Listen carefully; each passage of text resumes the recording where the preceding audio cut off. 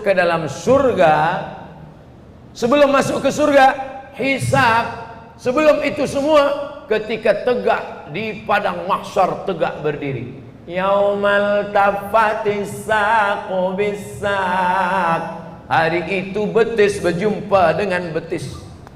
Di masjid kita duduk lutut jumpa dengan lutut, lutut tuan jumpa dengan lutut tuan. Tapi nanti kita di padang mahsyar bukan lutut jumpa dengan lutut, tapi betis jumpa dengan betis. Sebab apa? Tegak berdiri. Kita bukan tamu kehormatan yang diberi sila duduk. Saya di mana-mana tempat di Sabah, sila duduk Ustaz Somad, sila duduk Ustaz Somad. Tapi di padang mahsyar engkau tegak saja Abdul Somad.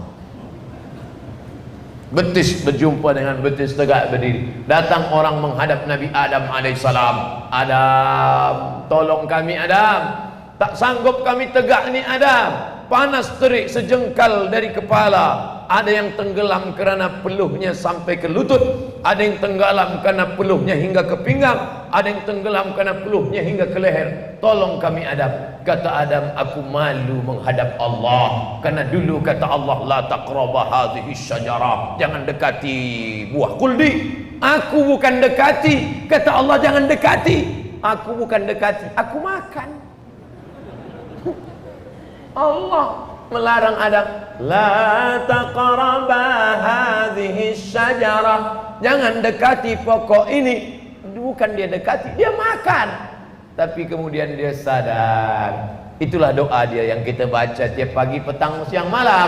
Rabbana zalamna anfusana wa illam taghfir lana wa tarhamna lanakunanna minal khasirin. Itulah doa yang tak doa. Mana ni Ustaz? Doa tak doa? Cuba tengok. Mana ada Adam minta di situ? Tak ada Adam minta, ya Allah ampunkan dosaku, tak ada. Cuba kita baca terjemahan. Rabbana zalamna, kami sudah menzolimi diri kami, saya dengan istri saya makan buah kuldi. Anfusana, diri kami. Wa illam taghfir lana, kalau kau tak ampuni kami. Wa tarhamna, kalau kau tak rahmati kami. Lanakunanna minal khasirin, maka kami termasuk orang yang rugi. Tak ada dia minta ampun. Malu Adam alaihissalam, malu. Ini akhlak Nabi. Aku malu menghadap Allah. Datang mereka menghadap Nabi Nuh alaihissalam. Nuh, ya, ini kami sudah tak telap lagi, tak mampu lagi di padang mahsyar ni panas. Cobalah engkau menghadap Allah Nuh.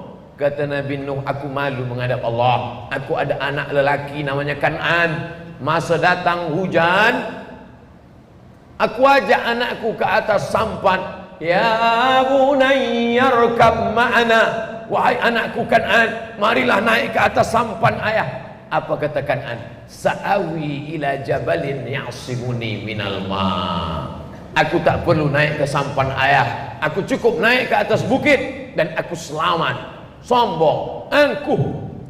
Dan aku masa menengok anakku akan tenggelam, tak sampai hati, buah hati belayan jiwa akan ditelan air, tak sampai hati Nuh. Berdoa dia kepada Allah, Rabbi bnili, Rabbi, ya Allah, inna bni min ahli, itu anakku ya Allah, tolong ya Allah. Apa kata Allah? Innahu laisa min ahlik, dia bukan anakmu. Innahu amalun ghairu salih, karena amal dia tak saleh. Malu Nabi Nuh menghadap Allah SWT. Datang lagi mereka menghadap kepada Nabi Musa alaihissalam. Musa, tolonglah hadap Allah Musa. Engkau yang gagah perkasa, membelah laut merah. Kau pukulkan tongkatmu memancar 12 mata air, berubah tongkatmu menjadi ular. Menghadaplah kepada Allah Musa. Kata Musa, aku malu menghadap Allah. Masa aku naik ke atas bukit Tursina, rupanya umatku membuat lembu. Mereka buat patung lembu, kemudian mereka buat lubang. Mereka buat lubang di mulutnya, masuk angin. Manakala angin berhembus kencang di kaki bukit, berbunyi patung itu. Mereka sembah. Samiri nama yang tukang buat itu. Maka turun Nabi Musa dari atas bukit Tursina, ditariknya janggut Nabi Harun alaihissalam, ditarik. Apa kata Nabi Harun? Ya bena umma, wahai anak bundaku, wahai anak emakku, innal qauma stad'afuni, mereka hampir membunuh aku, mereka menekan aku, wa kadu yaqtulunani, mereka hampir saja menghabisi nyawaku, aku tak kuasa wahai Musa. Maka Musa malu menghadap Allah Subhanahu wa taala. Datang pula manusia menghadap Nabi Isa alaihi salam. Isa, menghadaplah kepada Allah, engkau kalimullah. Musa, Isa, engkau ruhullah. Isa, menghadaplah kepada Allah. Kata Nabi Isa, selepas aku diangkat oleh Allah, mereka menyangka aku mati di palang salib. Padahal Allah berkata, wa ma qataluhu, mereka tidak membunuh Isa. Wa ma salabuhu, mereka tidak mensalib Isa. Lalu siapa yang di palang salib itu? Walakin syubbiha lahum, ada lelaki lain yang diserupakan wajahnya dengan Isa. Dia adalah Yudas, salah satu murid Nabi Isa, yang menunjukkan tempat persembunyian Nabi Isa, sebab dia menerima rasuah 300 keping uang emas dari Raja Romawi yang ingin menangkap Nabi Isa alaihissalam. Mereka ingin menangkap Nabi Isa, tunjukkan persembunyian Nabi Isa, nampak rumah persembunyiannya, kita tunggu. Tapi Nabi Isa tak keluar. Tunggu juga, Nabi Isa tak nampak. Akhirnya mereka kata kepada Yudas, Yudas, coba engkau masuk ke dalam. Yudas pun masuk ke dalam. Nanti bila engkau sudah nampak ada Isa di dalam, bagi tanda-tanda supaya kami masuk ke dalam. Rupanya Yudas masuk ke dalam juga, tak ada bagi tanda-tanda. Akhirnya mereka tentera Romawi masuk ke dalam. Saat itulah terjadi mukjizat. Dirupakan Allah wajah Nabi Isa itu kepada wajah Yudas. Maka mereka tangkap Yudas. Wa ma qataluhu yaqina, mereka tidak benar-benar yakin sudah membunuh dan mensalib Nabi Isa alaihissalam. Mana Nabi Isa sekarang? Barrafa'ullah, diangkat Allah Subhanahu wa taala. Sampai masanya nanti akhir zaman, turun Nabi Isa. Nabi Isa akan turun di akhir zaman melakukan 3. Pertama, yukassirus salib, menghancurkan salib. Yang kedua, wa yaqtulul khanazir, membunuh babi-babi. Yang ketiga, wa yadha'ul jizyah, dan dia akan menggugurkan jizyah, pajak. Maka saat itu selamatlah dunia, sampai singa boleh bersama dengan anak kambing, tak saling menerkam, aman damai dunia sebelum hari kiamat. Tapi Nabi Isa datang tidak membawa syariat baru, tapi dia datang mengikut syariat Muhammad sallallahu alaihi wasallam. Akhirnya mereka menghadap Nabi Muhammad sallallahu alaihi wasallam.